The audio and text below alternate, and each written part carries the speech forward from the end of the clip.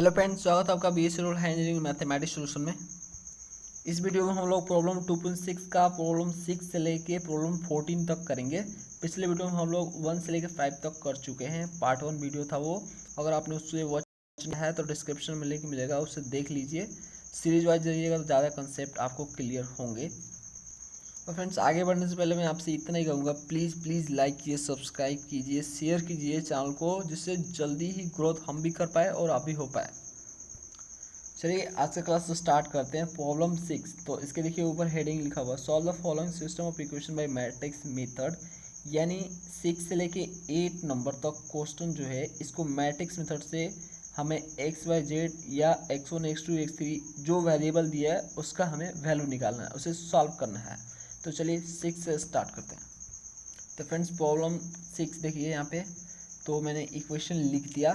अब हमें क्या करने हैं, हमें मैट्रिक्स मेथड से जो है निकालने हैं एक्स वाई जेड, यानी x1 x2 x3 इसमें निकालने हैं। इसमें वेरिएबल x1 x2 x3 है। तो देखो उसके लिए क्या चाहिए, मैट्रिक्स मेथड यूज़ करने के लिए हमें ये फॉर्मूला वैलिड होता है, ठीक है, x equal to A inverse T. तो हमें मैट्रिक्स मेथड लगाना तो हमें x निकालना पड़ेगा, ए निकालना पड़ेगा, ठीक है, और डी निकालना पड़ेगा, और ए का फिर ए इनवर्स भी निकालना है आपको। तो फ्रेंड्स चलो पहले ए निकालते हैं। ए क्या होता है, जो आपका वेरिएबल होता है उसका कोएफिशिएंट होता है। जैसे फर्स्ट इक्वेशन का जो वेरिएबल है x1 x2 x3, तो इन तीनों का कोएफिशिएंट आपको लिखना है। तो इसका देखो 1 है 1 है 1 है, कुछ नहीं तो 1 ही होता है, तो लिखेंगे 1 1 1 एकदम एक ही, ठीक है ना, एक ही रो में। फर्स्ट इक्वेशन को फर्स्ट रो में, और उसके बाद सेकंड इक्वेशन है। ये नहीं है कि आप फर्स्ट इक्वेशन को फर्स्ट रो में लिखेंगे, फर्स्ट इक्वेशन को फर्स्ट कॉलम में भी लिख सकते हो, कॉलम में लिखो या रो में लिखो, उससे कोई फ़र्क नहीं पड़ता। अब आगे देखो, अब दूसरा हम इक्वेशन पे जाएंगे, तो इसका जो है हम लिखेंगे, देखो इसका कोएफिशिएंट क्या है, 1 2 3 1 2 3। अगर आप रो में लिख रहे हो तो दूसरे वाला को भी रो में लिखोगे, तीसरे वाला को भी एक रो में लिखोगे। अगर आप कॉलम में लिख रहे हो तो पहले को भी फर्स्ट कॉलम में, दूसरे वाले को सेकंड कॉलम में, थर्ड वाले को तीसरे कॉलम में लिख। अब यहाँ पे तीसरा इक्वेशन देखो, इसका क्या है, कोएफिशिएंट 1 है, यहाँ पे 3 है, 4 है, 1 3 4। उसके बाद मैट्रिक्स क्लॉज।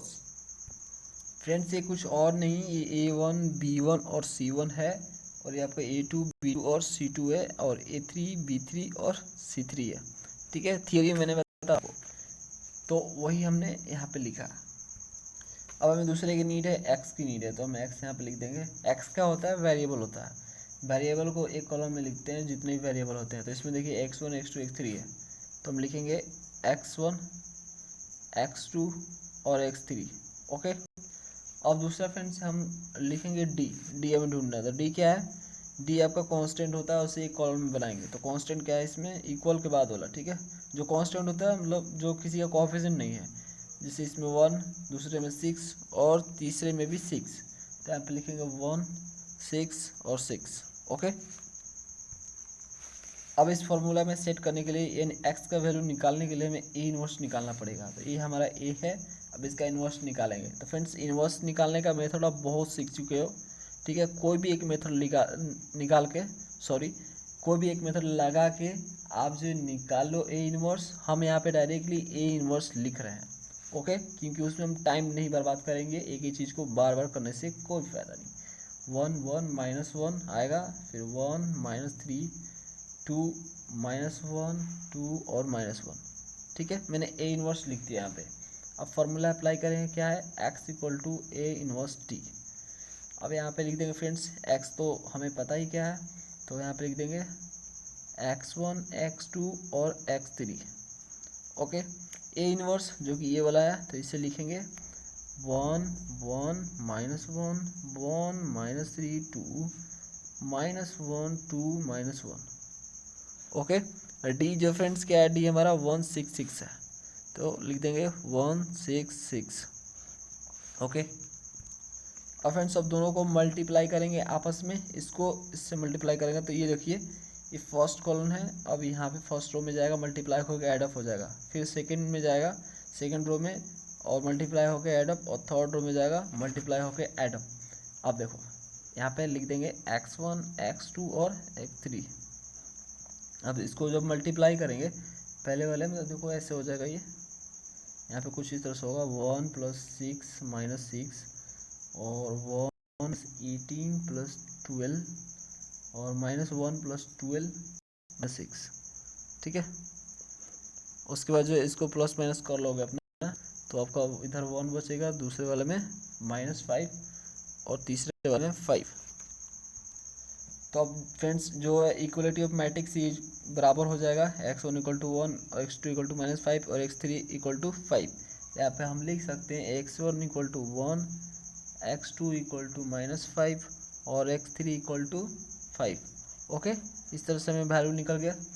सॉल्व कर लिए इस इक्वेशन को, तो यही हमारा आंसर फ्रेंड्स। दूसरा करते हैं सेम इसी तरह। तो फ्रेंड्स ये रहा 3 इक्वेशन, इसमें एक्स वाई जेड वेरिएबल दिया है। तो सबसे पहले हमें ए निकालेंगे, हमें ए और एक्स और डी चाहिए, ठीक है। ए निकाल लिए तो क्या होता है, फर्स्ट इक्वेशन का कोएफिशिएंट जो वेरिएबल है, वेरिएबल का कोएफिशिएंट तो देखिए 1 1 1 1 1 1, दूसरे का 1 2 3 1 2 3। फ्रेंड्स एक चीज़ याद रखना, अगर पहले वाले में एक्स वाई जेड है तो दूसरे वाले में भी एक्स वाई जेड की सीरीज में होना चाहिए, तीसरा वाला भी एक्स वाई जेड की सीरीज में होना चाहिए, तभी आप ऐसे कोएफिशिएंट लिख पाओगे, ठीक है।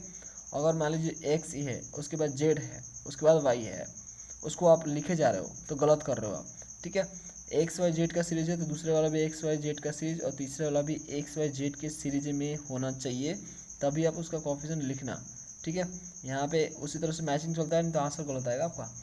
आप देखो तीसरे वाला में देखो 1 4 9 1 4 9, ठीक है। मैंने ए निकाल लिया। अब यहीं से हम ए इनवर्स भी निकाल लेंगे। तो ए इनवर्स हम यहाँ पे लिख रहे हैं डायरेक्टली -3 नहीं 3 -3 1 -5/2 4 -3/2, ओके, और 1/2 -1 और 1/2, ये हमारा ए इनवर्स है। अब हम x निकाल लेंगे, तो x हमारा क्या है फ्रेंड्स, वेरिएबल, वेरिएबल को एक कॉलम में लिखेंगे तो x y z वेरिएबल है इस टाइम, मतलब इस इक्वेशन में। और d क्या है, कांस्टेंट है 3 4 6 3 4 6। अब फॉर्मूला लगा देंगे, फॉर्मूला क्या होता है हमें निकालने का, x = a इनवर्स d, ठीक है।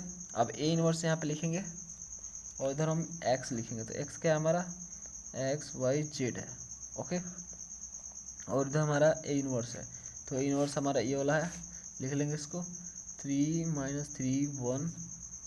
तो फ्रेंड्स मैंने ए इनवर्स लिख दिया, उसके बाद डी लिख दिया। अब दोनों को मल्टीप्लाई करेंगे, तो यहाँ पे लिख लेते हैं एक्स वाई जेड। तो जब हम मल्टीप्लाई करेंगे फ्रेंड्स, तो यहाँ पे हम पाएंगे, तो फ्रेंड्स हम ये पाएंगे और इसको प्लस माइनस कर देंगे तो 2 1 0 आ जाएगा यहाँ पे। तो इस तरह से जो है इक्वलिटी मैट्रिक्स से x = 2 y = 1 और z = 0, तो यहाँ पे लिख सकते हैं x = 2 y = 1 और z = 0। ये सॉल्व हो गया। ये मेथड्स फ्रेंड्स बहुत ही आसान आपको दिख रहा होगा, ठीक है, और आसान है भी ये, बस बशर्ते कि आपको ए इनवर्स फटाफट निकालने आना चाहिए, ठीक है, तब ये जो है आसान है। ये इनवर्स ही बड़ा हो जाता है यार, यही होता है और कुछ नहीं, ठीक है। नेक्स्ट क्वेश्चन चलते हैं। तो फ्रेंड्स ये रहा हमारा अगला सिस्टम ऑफ इक्वेशन, 3 इक्वेशन 1 2 3। अब इसमें देखो, इसमें तो एक्स वाई जेड दिया है, ठीक है, वेरिएबल इसमें एक्स वाई जेड है। तो दूसरे वाले में देखो आप एक्स जेड दिया है, वाई नहीं है, ठीक है। तीसरे वाले में देखो वाई जेड दिया है, एक्स नहीं है, तो है नहीं, तो इसका मतलब ये नहीं कि आपको उसका कोएफिशिएंट आपको नहीं मिलेगा फ्रेंड्स। अगर नहीं है तो 0 कोएफिशिएंट होगा। इसको आप कैसे लिख सकते हो, इसको आप सोल्यूशन में देखो, पहले वाले को तो एज इट इज लिख दोगे, इसमें कुछ आपको मिसिंग नहीं दिख रहा होगा, 4z = 4, ठीक है। दूसरे वाले को कैसे लिखोगे, तो देखो यहाँ पे एक्स जेड है, वाई नहीं है ना सिर्फ, तो एक्स उसी सीरीज में लिखना है, सीरीज आपको सेम रखना है, एक्स वाई जेड, तो भैया दूसरे वाला भी एक्स वाई जेड में ही लिखना है आपको। अब यहाँ पे एक्स दिया तो एक्स लिख दो, प्लस वाई नहीं दिया तो 0 × y लिखो, ठीक है, और z = 0। अब हो गया आपका पूरा सीरीज। आप थर्ड वाले में आ जाओ, थर्ड वाले में आप देखो इसमें x नहीं है आपको, तो x नहीं है, इसका मतलब x नहीं है, 0 × x लिखो, ठीक है, 0 × x प्लस -y है, ठीक है, प्लस 4z = 0, 0 नहीं है 2 है, ठीक है ना, 2 हमारा कांस्टेंट है। तो मैंने ये लिख दिया, इस तरह से आपको लिखना है। अब हमें आसानी से a मिल जाएगा, तो a हमें मिल जाएगा यहाँ से, पहले इक्वेशन से 2 - 3 4, दूसरे से 1 0, ठीक है, कुछ नहीं तो 0 है कोएफिशिएंट है, और यहाँ पे 1 हो जाएगा। उसके बाद 0 यहाँ पे हो जाएगा और -1 और 4 हो जाएगा। ओके, अब ए से हमें ए इनवर्स मिल जाएगा, तो ए इनवर्स हम यहाँ पे लिख देते हैं। तो फ्रेंड्स ये हमारा ए इनवर्स है, फाइंड कर लिया मैंने और लिख दिया। कोई भी मेथड लगा के ए इनवर्स अपना निकाल लेना, कुछ जरूरी नहीं है कि आप यही मेथड लगाओगे। ठीक है, एक्स आप निकालो, एक्स वाई जेड है वेरिएबल, और डी आपका क्या है, डी है -4 0 और 2 -4। फ्रेंड्स इक्वेशन में जो है फर्स्ट वाला इक्वेशन में -4 है, ठीक है, ये माइनस है, -4 है, तो इसलिए यहाँ -4 ही होगा। तो ठीक है, मैंने लिखा है, तो डी आपका -402 है। ओके, अब चलो निकालते हैं। तो एक्स हमें निकालना है, तो ए इनवर्स टी, तो ये हमें निकालना है। तो एक्स इस साइड लिखेंगे जो कि एक्स वाई जेड है, और ए इनवर्स लिख देंगे जो कि ये वाला है।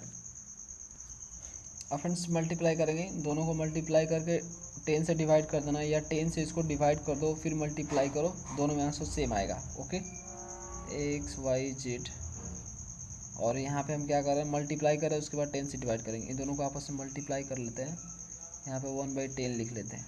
ठीक है, -4 + 0 - 6, दूसरे में आएगा 16 + 0 + 4, और आपका 4 + 0 + 6 आएगा। अब इसको करोगे सॉल्व, ठीक है, सॉल्व करके इसको प्लस माइनस करके 10 से डिवाइड करके यहाँ पे ऐसे लिखो। तो इसको जब प्लस माइनस करेंगे तो यहाँ पे आएगा -3 20 और 10। ओके, अब इसे हमें 10 से डिवाइड करना है, तो इधर हम लिख सकते हैं एक्स वाई जेड। ठीक है, तो डिवाइड करने के बाद देखो क्या आएगा, यहाँ से यहाँ मिलेगा -1, 2 मिलेगा, 1 मिलेगा। ओके, अब यहाँ पे फ्रेंड्स आपको देख सकते हो इक्वलिटी मैट्रिक्स से x = -1, y = 2 और z = 1। तो आप लिख सकते हो x = -1, y = 2 और z = 1। यही आंसर फ्रेंड्स। नेक्स्ट क्वेश्चन करते हैं। फ्रेंड्स 9th नंबर जो क्वेश्चन है इसमें नहीं बोला है कि किस मेथड से आपको सॉल्व करना है। देखिए 6 से लेकर 8 तक था जो बोला कि मैट्रिक्स मेथड से आपको सॉल्व करना है। 9 जो क्वेश्चन है उसे आप दोनों मेथड में से कोई एक मेथड लगा सकते हो, डिटरमिनेंट मेथड या मैट्रिक्स मेथड, दोनों में से एक ही यूज़ करके आप उसका वैल्यू, उसका सोल्यूशन जो है निकाल सकते हो। तो चलो हम जो A1 से लेकर 5 तक डिटरमिनेंट में लगा चुके हैं। ठीक है, मैट्रिक्स मेथड से ही दोनों को सॉल्व कर लेते हैं। तो फ्रेंड्स ये रहा हमारा 9th नंबर क्वेश्चन। इसे किसी भी मेथड से आप जो है सॉल्व कर सकते हो, हम मैट्रिक्स मेथड से ही कर रहे हैं। तो हम ए फाइंड कर लेंगे, x1 x2 x3 है, x यहाँ पे x y z में दिया है। ठीक है, तो पहले वाले का कोफिशिएंट, फिर दूसरे वाले का कोफिशिएंट और तीसरे वाले का कोफिशिएंट लिख दिया। ए इनवर्स निकाल लिया, ए इनवर्स हमारा ए आएगा, फिर x निकाल लिया और उसके बाद d निकाल लिया। ओके, अब फॉर्मूला लगा देंगे x = a इनवर्स t। अब यहाँ पे हमें इस साइड हो जाएगा x जो कि x y z है, और a इनवर्स और d दोनों को मल्टीप्लाई करेंगे तो हमारा e आएगा। ठीक है, पहले मल्टीप्लाई मैंने कर दिया दोनों को, उसके बाद 1/38 से डिवाइड करेंगे। तो देखो इसको मल्टीप्लाई कर दिया, अब यहाँ पे ऐड अप करेंगे तो ये हमारा आएगा 76 76 76 तीनों में आएगा। इसको 38 से डिवाइड करेंगे तो 2 2 2 हो जाएगा, जो कि हमारा x और z और y तीनों सेम आ जाएगा आंसर। ठीक है, जो कि 2 है। यही आंसर है फ्रेंड्स। अब फ्रेंड्स हमें 10th नंबर क्वेश्चन करना है। तो फ्रेंड्स देखो 10th बहुत बड़ा है, अगर आप जो है मैट्रिक्स मेथड से निकालने जाओगे थोड़ा सा मुश्किल पड़ेगा। हमने मैट्रिक्स मेथड से ही इसको सॉल्व किया है, लेकिन डिटरमिनेंट से आप सॉल्व करना, जिससे थोड़ा आसानी होगा। ए इनवर्स ही सबसे बड़ा चीज़ है इसमें मैट्रिक्स मेथड में। ओके, तो यहाँ से हम ए लिख लेंगे। अब देखो इस सीरीज में, सब सीरीज में x1 x2 x3 x4 x1 x2 x3 x4 और x1 x3 सब मतलब सीरीज में 1 से लेकर 4 तक है। अब 4 सीरीज में ही चाहिए हमको भैया, तो ये हम लिख लेंगे पहले वाले का कोफिशिएंट। तो 2 1 2 1 2 1 2 1। देखो फ्रेंड्स कितना भी ऑर्डर हो उससे कोई मतलब नहीं होता है, बस आपको ए इनवर्स निकालना आना चाहिए। ठीक है, और उसके बाद 4 3 3 -3, तो 4 3 3 -3, उसके बाद जो है 6 -6 6 12, उसके बाद इसमें 2 2 -1 और 1। ओके, ये निकल गया। ए इनवर्स भी भैया निकाल लेते हैं अब ये भी। तो ए इनवर्स जब निकालेंगे तो हमारा आएगा -2 3 4। ठीक है, तो फ्रेंड्स हमारा ये रहा ए इनवर्स, और यहाँ से x निकालेंगे जो कि x1 x2 x3 और x4 है। d जो कि कांस्टेंट 6 -1 36 और 10। लिख दिया। अब फॉर्मूला लगाएंगे, फॉर्मूला क्या है, x equal to A inverse D. तो इधर साइड लिखेंगे एक्स जो कि हमारा है क्या है, इधर हमारा x1 x2 और x3 और x4। ओके, इधर लिखेंगे a इनवर्स जो कि डिवाइड बाई -1/2 3 4। अब फ्रेंड्स मैंने यहाँ पे लिख दिया। अभी दोनों को मल्टीप्लाई करेंगे, उसके बाद -1 2 3 4 से डिवाइड, ठीक है, -1/2 3 4। इधर लिखेंगे x1 x2 x3 और x4। ओके, अब -1/2 3 4। अब फिर अब इस दोनों को मल्टीप्लाई करेंगे तो पहले वाले में क्या आएगा, 162 इसको लेंगे और इससे मल्टीप्लाई करेंगे और -72 × 1, उसके बाद +27 × 36, उसके बाद +54 + 10। ओके, प्लस ये मल्टीप्लाई होगा, ठीक है। तो फ्रेंड्स हमारा ये मल्टीप्लाई हो गया है, 4 कॉलम बने टोटल। अब देखो इसको प्लस माइनस कर लेते हैं, पहले को फिर सेकंड थर्ड फोर्थ को। फ्रेंड्स यहाँ पे एक मिस्टेक है कि जो 162 है आपका, ये माइनस में आएगा, ठीक है, इसलिए यहाँ पे भी माइनस होगा। अब हम इसको प्लस माइनस कर लेंगे तो यहाँ पे आपका माइनस में आएगा, -972 -72 + 972 और प्लस में 540 और दूसरा में 1080 + 54 -1080 + 180, उसके बाद 828 + 18 -360 -720 और 612 + 54 -144 + 180 ये आएगा फ्रेंड्स। अब इसको हम ऐड अप कर लेते हैं, x1 x2 x3 और x4।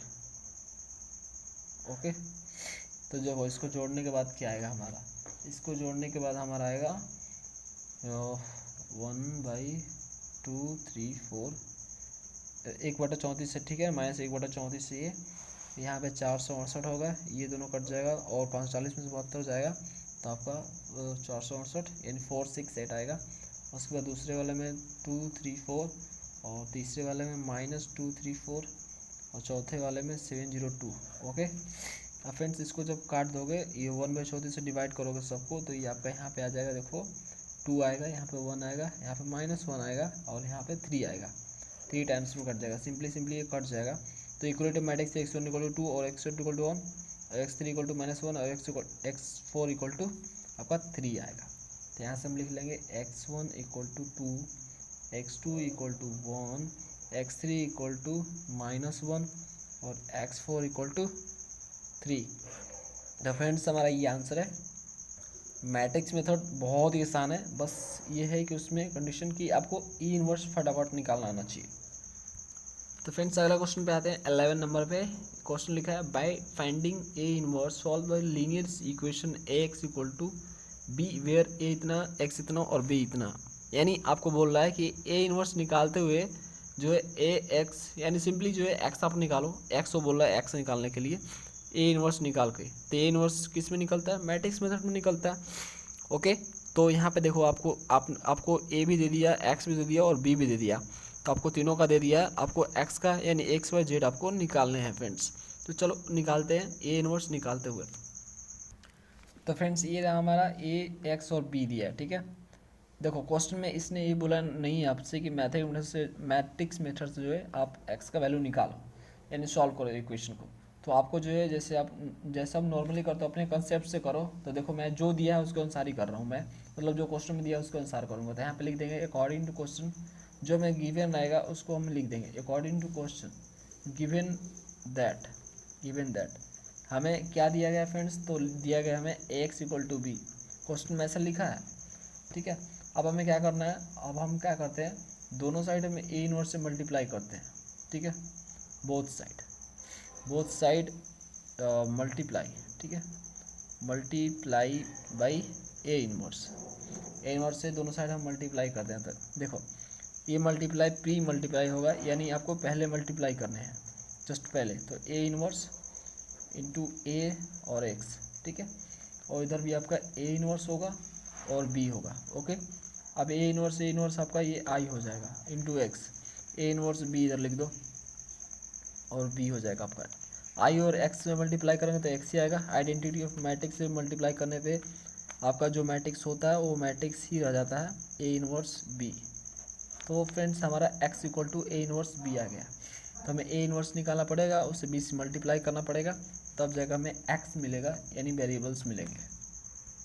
तो सबसे पहले फ्रेंड्स हमें ए इनवर्स निकालने पड़ेंगे। तो ए तो दिया ही है क्वेश्चन में, हम ए इनवर्स यहाँ पे लिख लेते हैं। तो हम ए इनवर्स डायरेक्टली लिख रहे हैं, आएगा 1/-43 और उसके बाद मैट्रिक्स आएगा 1 2 1 -10 और -1 -22 5, उसके बाद आएगा -9 और 17 2। ठीक है, ये आपका ए इनवर्स आ गया। अब यहाँ फ्रेंड्स एक फार्मूला लगा देंगे जो कि x equal to A inverse B निकल के आएगा फार्मूला। ठीक है, तो इस पर अप्लाई करेंगे तो x इस साइड लिख देंगे जो कि हमारा क्या है, हमारा है x y z और ए इनवर्स। यहाँ पे ए इनवर्स ये वाला है, इसको लिख देंगे 43 -1/43। और फ्रेंड्स बी हमारा जो है ये वाला है, तो लिख दिया मैंने बी भी क्वेश्चन में दिया है। ओके, अब यहाँ पे लिख देंगे x y z इस साइड और इस साइड दोनों को मल्टीप्लाई करके -43 से -1/43 से डिवाइड कर देंगे। ठीक है, मल्टीप्लाई कर देंगे, डिवाइड कर देंगे, चाहे 43 से -43 से डिवाइड कर देना, चाहे माइनस जो करना है करो यार, मतलब लास्ट में इसका कर देना सोल्यूशन। ठीक है, -8 -1 -50, इसको इससे मल्टीप्लाई कर लो, उसके बाद इसको मल्टीप्लाई करना, पहले ही दोनों को करो। ठीक है, तो ये कर दिया तो -8 -1 -50 -4 +22 और 25 आएगा। और उसके बाद फ्रेंड्स -36 और -17 +10 आएगा। ओके, और ये जो है आपका रहेगा -1/43। ठीक है, अब फ्रेंड्स इसको प्लस माइनस कर लोगे तो देखो x y z -1/43। तो यहाँ पे जब इसको प्लस माइनस करेंगे तो सबको ऐड कर देंगे। तो यहाँ पे देखो, तो यहाँ पे आएगा माइनस, फ्रेंड्स यहाँ पे माइनस नहीं होगा। ठीक है, 8 है, सिर्फ 8 है, +8 है, ये 8 -1 और -50 होगा। तो यहाँ पे फ्रेंड्स आएगा, क्या आएगा आपका -43 आएगा यहाँ पे निकल के, और ये 43 आएगा और ये 43 आएगा। ओके, अब 43 से डिवाइड कर दो, -43 से डिवाइड कर दो तो 1 आ जाएगा, यहाँ पे 1 आ जाएगा, सॉरी 1, यहाँ पे सिर्फ 1 आएगा, 1 -1 और यहाँ पे आपका 1 आएगा। ठीक है, तो x इक्वल टू 1 आएगा और x2 इक्वल टू -1 आएगा, और x यहाँ पे तो y z में दिया यार y, ठीक है, और z में दे दो z इक्वल टू 1। तो x1 equal to 1, y1 equal to y equal to -1 और z इक्वल टू 1। माइंड में फ्रेंड्स x1 x2 x3 चल रहा था। ठीक है, लेकिन आपका वेरिएबल x y z है तो हम x y z के फॉर्मेट में लिखेंगे। तो ये हमारा आंसर फ्रेंड्स। ठीक है, नेक्स्ट क्वेश्चन करते हैं। तो फ्रेंड्स 12 नंबर क्वेश्चन दिया है आपका, in a given electrical network the equation for the current I1 I2 I3। 3 current है I1 I2 I3, जो कि ये इक्वेशन दिन गए हैं, 3 आपको इक्वेशन यहाँ पे मिल जाएंगे। यहाँ से आपको क्रेमर्स रूल से I1 और I3 निकालने हैं। फ्रेंड्स क्रेमर्स रूल मतलब डिटरमिनेंट मेथड लगाने हैं आपको। क्रेमर्स रूल क्या होता है सब थियरी पार्ट 1 में मैंने बताया हुआ है, थियरी प्लस प्रॉब्लम। तो फ्रेंड्स अगर आपको क्वेश्चन में बोले कि इसी मेथड से निकालो तो आप उसी मेथड से निकालना, अपना दिमाग लगाना मत, कोई और मेथड मत लगा देना। आंसर तो आएगा सही लेकिन रूल गलत हो जाएगा जो उसने बोला, तो आपको नंबर नहीं मिलेंगे। तो चलो इसको करते हैं 12 नंबर को। तो फ्रेंड देखो क्वेश्चन में आपको फर्स्ट इक्वेशन, सेकंड इक्वेशन और थर्ड इक्वेशन दिया है। ठीक है, तो मैंने इक्वेशन लिख दिया। अब यहाँ पे थोड़ा सा लेक्चर लिखेंगे। According to question we calculate I1 and I3। हमें I1 और I3 ही सिर्फ निकालना है, 2 नहीं निकालना, बाय क्रेमर्स रूल। ठीक है, क्रेमर्स रूल अप्लाई करना है, यानी कहने का मतलब डिटरमिनेंट मेथड का यूज़ करना है इसमें।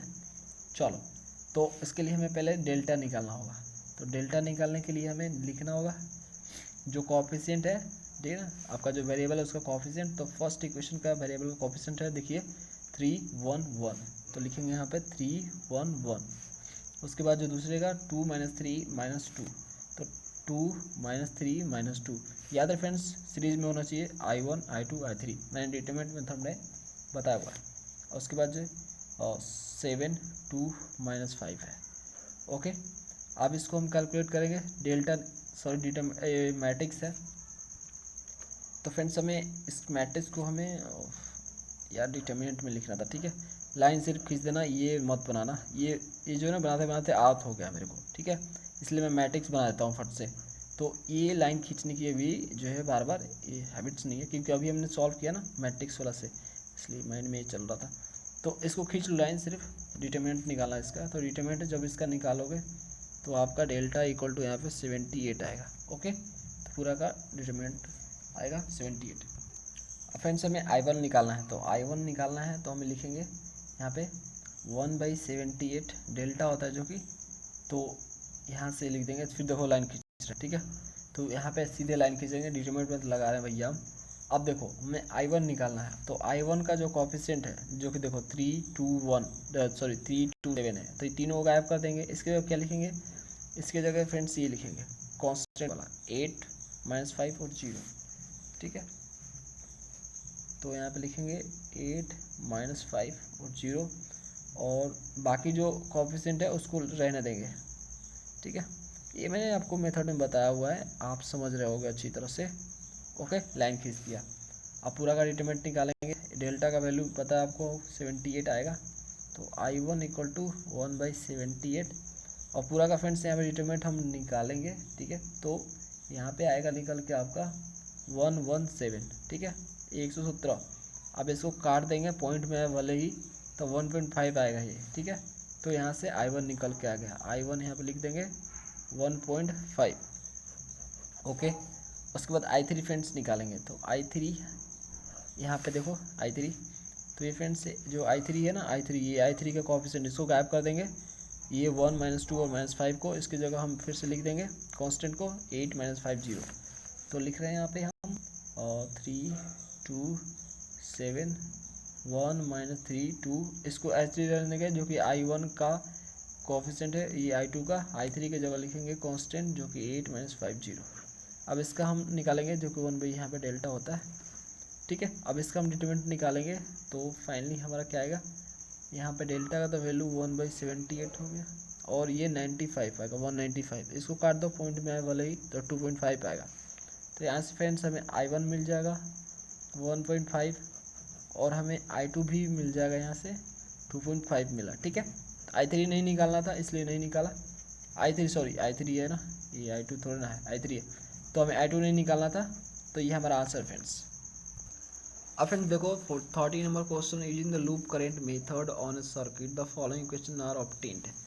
अब ये दिया लूप ऑफ करंट से, जिसने जो है 3 इक्वेशन फाइंड किया, और 3 इक्वेशन आपके सामने दिख रहे हैं मैट्रिक्स में, से हमें तीनों का वैल्यू निकालना है, तीनों करंट का I1 I2 I3 निकालना है। तो मैट्रिक्स में से मैंने अभी आपको बताया कैसे लगता, चलिए उसे निकालते हैं। फ्रेंड्स 13 ये क्वेश्चन है, देखो करंट 3 इक्वेशन आपको मिल जाएंगे। तो अब देखो यहाँ पे I1 और I2 दिया है, I3 नहीं दिया है, तो नहीं दिया है इसका मतलब नहीं है, नहीं, 0 कोएफिशिएंट है उसका, ठीक है। अब यहाँ से ए निकालो, मैट्रिक्स में से आपको निकालना है ना, तो आपको ए चाहिए, तो मैट्रिक्स का सिंबल दिया मैंने। अब यहाँ से देखो 7, उसके बाद यहाँ पे -4, और दूसरे वाला में देखो I3 यहाँ पे होना चाहिए, तो I3 है यहाँ पे, ठीक है, लेकिन उसका 0 कोएफिशिएंट है, तो यहाँ पे 0 लिख देंगे। और उसके बाद जो -4, उसके बाद 12 और -6, इसका तो तीनों का दिया। अब थर्ड वाले में आएंगे, तो देखो यहाँ पे I1 नहीं दिया, तो I1 नहीं है, तो I1 है लेकिन 0 कोएफिशिएंट है, 0। यहाँ से -6 और 14, ओके, ये माइनस है, ठीक है, -6 है। अभी ये आपका ए हो गया। तो मैट्रिक्स में लगाना है तो हमें ए इनवर्स फाइंड करना होगा, तो भैया हम ए इनवर्स का फाइंड कर लेंगे। तो 1/700 होगा, -1/700। उसके बाद जो यहाँ से 132 56 और 24 आएगा, और दूसरे वाले में 56 और 98 और 42 आएगा ए इनवर्स, ठीक है। 24 42 68 ये हमारा मिलेगा ए इनवर्स, ओके। अब एक्स तो हमें मिल ही गया, इसमें एक्स क्या है फ्रेंड्स, इसमें एक्स आपका I1 है, I2 है और I3 है, ओके। डी क्या है फ्रेंड्स, डी यानी कांस्टेंट, तो यहाँ पे देखो 12 0 0 12 0 0। अब हम फॉर्मूला लगाएंगे, फॉर्मूला क्या होता है, x = A 1D, ओके। अब हमारा हो जाएगा यहाँ से x, तो x सीधा हमारा I1 है ना, I1 I2 I3। अब इधर से a इनवर्स को d से मल्टीप्लाई करेंगे, ये रहा हमारा a इनवर्स, ये रहा d। तो फ्रेंड्स देखो इसको मैंने आपस में मल्टीप्लाई कर दिया, a इनवर्स ये रहा आपका और d आपका, ये दोनों को मल्टीप्लाई। उसके बाद 1/700 से डिवाइड करेंगे, तो मल्टीप्लाई करेंगे तो ये हमारा ये आएगा, ठीक है। और उसके बाद 1/700 से डिवाइड करेंगे तो हमारा कुछ इस तरह से बनेगा। सबको जो है 1584 डिवाइड बाई 700 करोगे आप और उसको काट दोगे, ठीक है ना, तो आपका कुछ इस तरह से ही आएगा। तो इस तरह से कट कट के जो है ये फाइनली आपको मिलेगा। और फाइनल हम आंसर देखें तो यहाँ पे लिख सकते हैं I1 = 396 डिवाइड बाई 175, I2 अगर देखें तो 24/25 और I3 हमारा जो आया है 72/175। तो फ्रेंड्स ये हमारा I1 I2 I3 है, निकल गया। बस हमें मेथड हमें ए इनवर्स हमें निकालना आना चाहिए भाई, बाकी चीज़ तो बस हमें प्लस माइनस ही करनी होती है, मल्टीप्लाई करनी होती है। चलिए फ्रेंड्स नेक्स्ट क्वेश्चन की ओर बढ़ते हैं। अब फ्रेंड देखो 14 नंबर क्वेश्चन ये बोला, solve the following equation by calculating the inverse by the elementary row operation. अभी देखो इनवर्स से तो बोला, इसका मतलब मैट्रिक्स में लगाना है, ये तो क्लियर है। अब इसने ये चीज़ कंडीशन लगा दिया कि एलिमेंट्री रो ऑपरेशन में अब ए इनवर्स निकालो, मतलब ए इनवर्स निकालो। ए इनवर्स निकालते हुए अब x1 x2 x3 x4, अब x4 दे दिया, देखो वो आप निकालो। लेकिन पहले आप ए इनवर्स जो निकालोगे वो आप कौन सा मेथड लगाओगे, रो एलिमेंट्री रो ऑपरेशन लगाओ। एलिमेंट्री रो ऑपरेशन लगा के ही आप ए इनवर्स निकालोगे, जो कि बहुत लेंदी है। तो चलिए करते हैं, क्या कर सकते हैं। अब एग्जाम में ऐसा लिख दिया तो फ्रेंड्स आपको रो एलिमेंट्री ऑपरेशन लगाने पड़ेंगे और ए इनवर्स निकालना पड़ेगा, उसके बाद मैट्रिक्स मेथड लगाना है। चलो निकालते हैं 14। चलो फ्रेंड्स सॉल्व करते हैं। तो देखो 14 नंबर जो क्वेश्चन है इसमें आपका 4 इक्वेशन दिया है, ठीक है, और 4 वेरिएबल भी है। कौन कौन से, x1 x2 और x3 और x4। तो हमें इन्वर्स मेथड से ही निकालने हैं। तो इन्वर्स तो निकालना भैया, लेकिन रो एलिमेंट्री ऑपरेशन लगा के, ठीक है। तो यहाँ पे देखो ये मैंने लिख दिया, यहाँ पे x यहाँ से निकाल लिया और d निकाल लिया जो कि कांस्टेंट। अब हमें लगाना है कौन सा, एलिमेंट्री रो ऑपरेशन, यानी रो ऑपरेशन लगाना है और हमें ए इन्वर्स निकालना है। तो हमें क्या करना होगा, ये वाला जो मैट्रिक्स है, ठीक है, इसको ऐसे इस तरह से बना देना है, ठीक है, इस यूनिट मैट्रिक्स जैसे बना देना है। और जो आएगा इसको बनाते वक्त, मतलब जब बना देंगे इसको, इस मैट्रिक्स को इसके सब बना देंगे तो इधर भी चेंजेस आएंगे। तो ये जो इधर से निकल के आएगा वो हमारा ए इन्वर्स होगा। ओके, ये मैंने बताया हुआ आपको। अगर आप सीरीज वाइज वीडियो देखोगे ना तो ज़्यादा आपको समझ में आएगा। मैंने इसीलिए बताता हूँ कि आपको सीरीज वाइज देखना चाहिए। तो फ्रेंड्स इसमें आपको रो ऑपरेशन ही सिर्फ लगाना है, ठीक है ना, सिर्फ row operation, only one row operation. तो देखो हम करते हैं। अब इसको हम क्या करेंगे, इसके ऐसा बनाने का प्रयास करेंगे। तो इसके लिए हम लगाते हैं तो R1 पहले। तो यहाँ पे देखो 1 लाना है हमें, ओके, यहाँ पे हमें 1 लाना है। उसके बाद नीचे आपको 0 होना चाहिए, 0 होना चाहिए, 0 होना चाहिए। तो सेम ऐसे ही बना। तो चलो करते हैं, हम आपको सिर्फ बना के दिखाते हैं कैसे कैसे होगा। आप अपने अनुसार यहाँ पे लगा लो, ठीक है। R1 ऑपरेशन लगाते हैं 3R2 + R1, ओके। उसके बाद R3। फ्रेंड्स आप किसी भी रो को आप 0 कर दो, लास्ट में अरेंज कर देना उसको, कोई दिक्कत नहीं है। और बस फर्स्ट वाले में 1 जरूर एक होना चाहिए किसी एक रो में। तो अब देखो यहाँ से R4 में ऑपरेशन लगाते हैं, -1 से मल्टीप्लाई करके R2 + R4, ओके। ये ऑपरेशन पर 3 फिलहाल लगाओ अभी। तो फ्रेंड जब ये ऑपरेशन लगाओगे तो कुछ आपका इस तरह से आएगा। आप देखो इसमें कुछ अपना कि ना दिमाग लगाना, थोड़ा सा दिमाग लगाना है कि किस तरह से जो है हम इसको इस तरह से कन्वर्ट कर सकते हैं सिर्फ रो ऑपरेशन लगा के। तो जिससे भी प्लस माइनस करो, याद रहे रूल में रख के आपको काम करने हैं, रूल, ठीक है ना। रो ऑपरेशन का जो रूल है उसी के अंदर रह के काम करने हैं। पिछला वीडियो देख लो, समझ में आ जाएगा आपको क्या है रूल। तो इसको मैंने ऑपरेशन लगाया तो ये बना। अब जो अगला ऑपरेशन लगाते हैं। तो फ्रेंड्स जब अगला ऑपरेशन लगाएंगे, ये 3 ऑपरेशन लगाएंगे R1 R2 R3 में, तो हमारा मैट्रिक्स ये बनेगा और इधर ये चेंजेस मिलेंगे देखने को, ठीक है। और फिर R3 में जो है हम ऑपरेशन लगाएंगे 1/40 से, ठीक है, डिवाइड कर देंगे, मतलब 40 से हम डिवाइड कर देंगे R3 को। तो देखिए हमारा कुछ इस तरह से R3 डिवाइड हो जाएगा। तो इसमें जो डिवाइड करने के बाद ये फाइनली ये हो जाएगा और इसमें चेंजेस ये देखने को मिलेंगे। उसके बाद फिर से 3 ऑपरेशन R1 R2 R3 में लगाओगे आप, ठीक है। इसमें -35 से मल्टीप्लाई और R1 से ऐड कर देंगे। इस तरह से 3 ऑपरेशन करेंगे और कुछ इस तरह से बन जाएगा। ये ऑपरेशन लगाने के बाद इधर ये और इधर चेंजेस ये मिलेंगे आपको। अगला ऑपरेशन लगाएंगे R1 में, फिर R4 में। तो ये ऑपरेशन लगाएंगे, मतलब R1 को 3 से डिवाइड और -1 से मल्टीप्लाई कर देंगे R4 को। तो कुछ इस तरह से इधर बनेगा और इधर चेंजेस आपको इस तरह से देखने को मिलेंगे। फिर 3 ऑपरेशन लगाएंगे, इस बार R3 में और R4 में लगाएंगे, ठीक है, ये वाला ऑपरेशन। तो आपको ये आपको चेंजेस इसमें मिलेंगे और ये चेंजेस यहाँ पे देखने को मिलेंगे। फिर R3 में -1 से मल्टीप्लाई कर देंगे, ठीक है, जिससे ये माइनस प्लस में हो जाए और हमारा 1 आ जाए। तो हम जो है यहाँ पे मल्टीप्लाई करेंगे तो कुछ इस तरह से ये +1 हो जाएगा और आपको इधर से चेंजेस आपको इधर देखने को मिलेंगे R3 में, जहाँ पे माइनस से आपको मल्टीप्लाई कर देना। अब हमें यूनिट मैट्रिक्स बनाना है तो हमें अरेंज करना पड़ेगा, इसलिए R1 को R4 से रिप्लेस करेंगे, मतलब आपस में इंटरचेंज कर देंगे, ठीक है, इंटरचेंज कर देंगे। R1 की जगह R4 लिख देंगे, R4 की जगह R1 लिख देंगे। तो कुछ इस तरह से ये बन जाएगा। फिर दूसरा साथ में ही लगा लेते हैं ना, R1 R4 कर देंगे, R2 को R3 से एक्सचेंज कर देंगे, इंटरचेंज कर देंगे। तो हमारा ये बनेगा दोनों ऑपरेशन लगाने के बाद। और फाइनली ये बनेगा, इसमें चेंज आपको ये देखने को मिलेंगे चेंज होने के बाद, इंटरचेंज होने के बाद, ठीक है। फिर एक बार और इंटरचेंज करेंगे R3 को R4 से, जिससे पूरी तरह से यूनिट मैट्रिक्स बन जाए। अभी फ्रेंड्स बना नहीं है, देख सकते हैं यूनिट मैट्रिक्स अभी बना नहीं है। तो आप एक बार और किए R3 को R4 से इंटरचेंज, तो देखिए 1 1 1 आपको डायगोनली 1 1 आ गया, जो कि यूनिट मैट्रिक्स का ही निशानी है। तो ये बन चुका है और इधर आपको जो ऑपरेशन इधर लगा वो यहाँ पे लग गया, ठीक है। और उसके बाद फ्रेंड्स यहाँ पे देखो यूनिट मैट्रिक्स टोटली बन चुका है। तो यूनिट मैट्रिक्स बनने के बाद जो दूसरे साइड में मैट्रिक्स बनता है उसको बोलते हैं इन्वर्स ऑफ मैट्रिक्स, ठीक है। ये आपका इन्वर्स ऑफ मैट्रिक्स है। तो हमारा ये इन्वर्स यहाँ से निकल के आ गया। देखो फ्रेंड्स, इसमें कुछ जो रो एलिमेंट्री ऑपरेशन है, सिर्फ आपको रो के ही ऑपरेशन लगाने, देखा आपने कहीं भी मैंने कॉलम का ऑपरेशन नहीं लगाया, सिर्फ रो का ही ऑपरेशन लगाया। आपको भी रो के ऑपरेशन लगा के यहाँ पे ये इन्वर्स फाइंड करने, ठीक है। ये थोड़ा सा बड़ा है, लेंदी है, ऊपर से ये देखो 4 ऑर्डर का है, 4x4 ऑर्डर का है, तो और लेंदी पड़ जाता है।